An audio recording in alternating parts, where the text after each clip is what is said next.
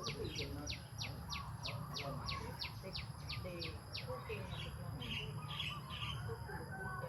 พูดเก่งเลยแต่ว่าเขาเรียกแบบประจำ เขาจับแล้ว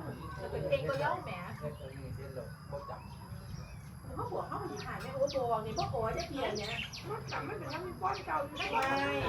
เดี๋ยวร้อนเมืองพออยากให้มือจะไปเห็นหน้าแล้วเมืองสวยบอกจีว่า มีความโดนแต่ว่าแก่รถเรือไปนั่นแหละก็แก่มีก็นี่ไหมจะรู้ว่าจะความฝึกไหมที่ในความสูงสีแดงมันได้ว่าเดี๋ยวเราแก่เราเรียกตัวสีแดงเลย